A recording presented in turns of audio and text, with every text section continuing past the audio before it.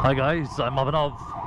This is my XPulse 230 and it's pretty much set up for my upcoming Spiti ride, which starts next Saturday. Today is Friday, so I've got a week to go to iron out all the niggles, and the bike is pretty much sorted. I took this bike on my Ladakh trip and it was a pain in the ass, primarily because I was running a race ECU and all the maps on that ECU were very rich. At altitude you need a leaner map, you don't need a rich map, and that's what fucked me.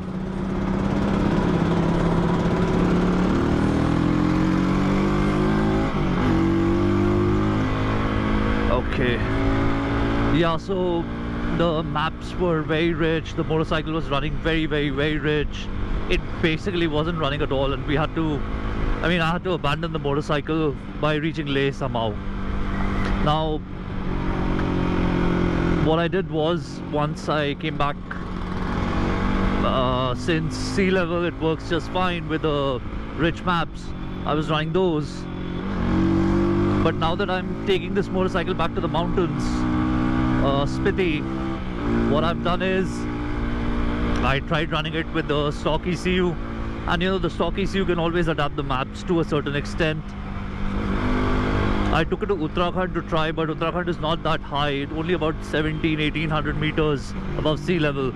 I will only face this problem above 3500, close to 4000 meters above sea level, and there's just no way to replicate that problem here in Delhi without going to the hills. So we have another plan. I'm again back on the race ECU, but this time I'm running 2 rich maps and I'm running 2 lean maps. The brief given to the tuner, not the tuner but the person who has, the manufacturer of this ECU, the NMW, the guys who make this ECU, the brief given to them was to make 2 very lean maps that can do Ladakh, that can do Spiti, 16,000 feet, 17,000 feet. So he has sent us the ECU back. I now have an ECU switch right here. So just at the press of a button I can just on the fly switch the map. I can go to a leaner map once we start climbing, and even if that doesn't work, it should work. I really think it should work, but even if that does not work, the stock ECU is still attached under the seat. All I have to do is switch the coupler, go back to the stock ECU, and then the motorcycle definitely should run enough to complete the trip at those high altitudes. That's my plan. There's a lot of other work that's been done to the motorcycle, which I shall share in a different video. Currently I just want to get to work, and I must tell you this, now that I'm on the race ECU, it is definitely a lot more, the bike feels a lot smoother and slightly more powerful than it was on the stock ECU. On the stock ECU, since the RPMs, they wouldn't cross above 8,500 RPM.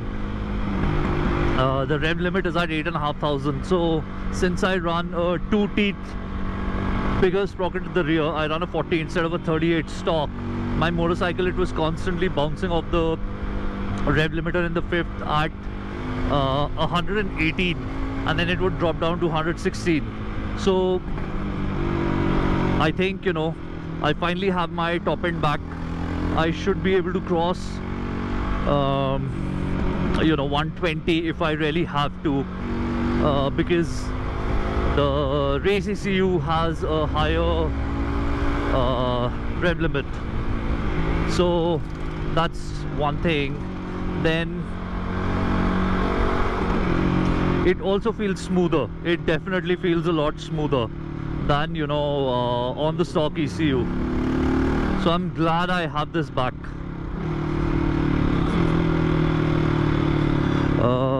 I recently also put the double take adventure mirrors on the motorcycle along with these locks, so that, you know, nobody can just open it and walk away with them, because these are expensive mirrors. These are very expensive mirrors.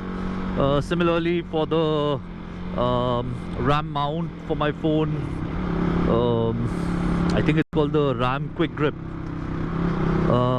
I got this lock again, so that nobody can just open it and take it away. Then most of the things have been, you know, redone, reworked.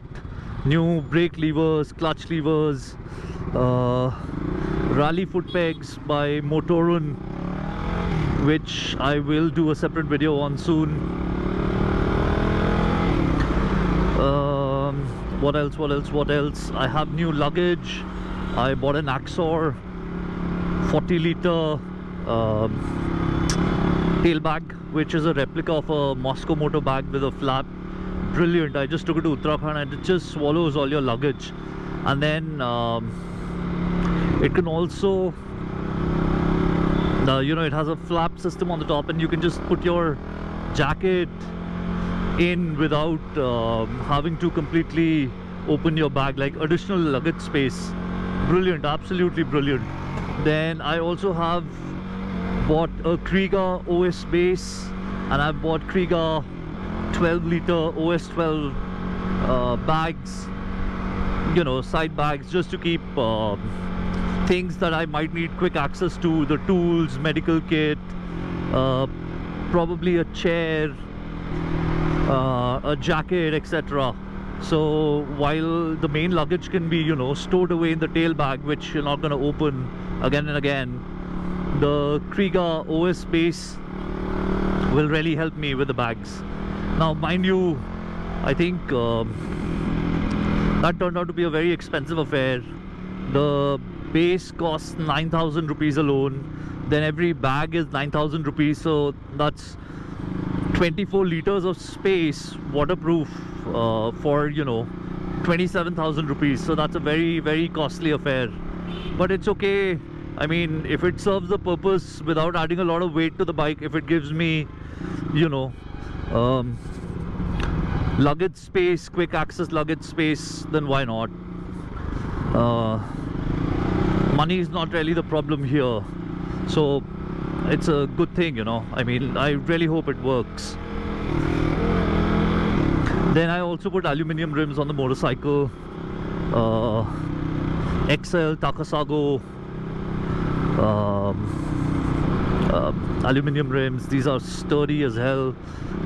They can take a lot of beating, and they're light. They're about 3.5 kilos lighter. So anytime you're removing unsprung mass from the motorcycle, it's gonna feel nice to ride. And it I don't know if it feels nicer to ride because of the wheels right now, because I'm also on stock tires. Before swapping the wheels from steel rims to aluminium rims, I was running on knobbies, so I can't really tell. Once maybe I switch back to knobbies, probably I would be able to, but not right now, that's for sure. I think that's just about it, you know. Just fix up the basic thing. I change the engine oil every 1,000 kilometers in this motorcycle, because, you know, most of the times you're riding full throttle in the dirt. So yeah, that's about it, you know, guys. So I thought I'll just give you a brief idea of how my bike is riding and what all I've done to it for the Spiti ride.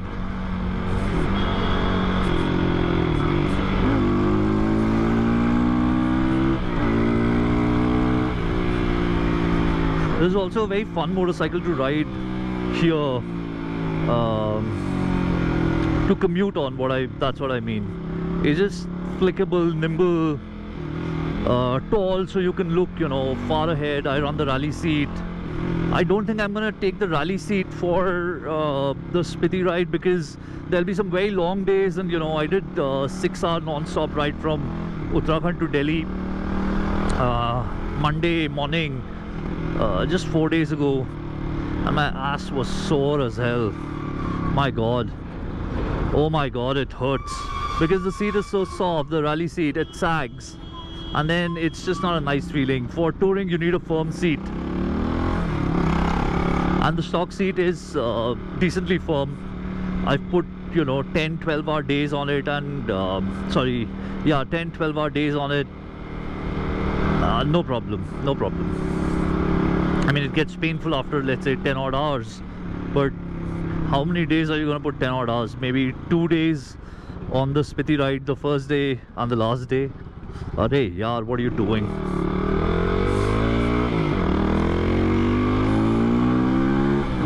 That's about it, guys.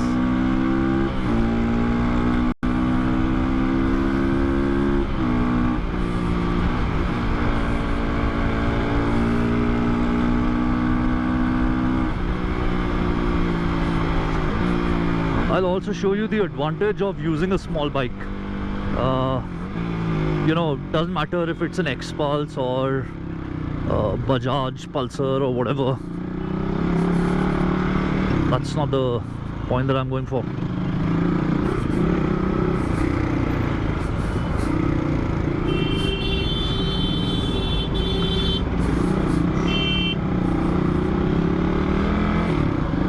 I'll show you why I don't ride my big bikes to work. Just bear with me for another 2 minutes.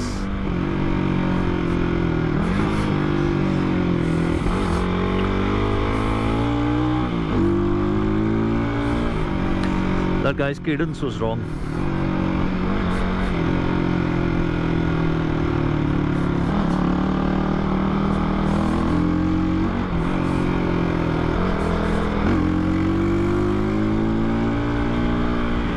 Indicators have also been fixed.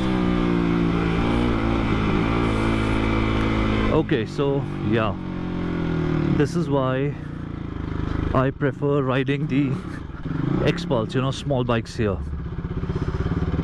because of the parking situation, which I'll just show you.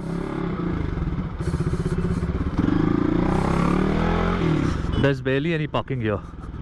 Oh cool, I found a spot. But yeah, so you see, I don't want to get my big bikes here, the Street Triple and the Tiger, and not find any space inside, because bikes really are parked, double parked here. Yeah. हाँ? अरे तो पैसे ले लो, कोई बात नहीं, पर जाने दो मेरे को ऑफिस अंदर.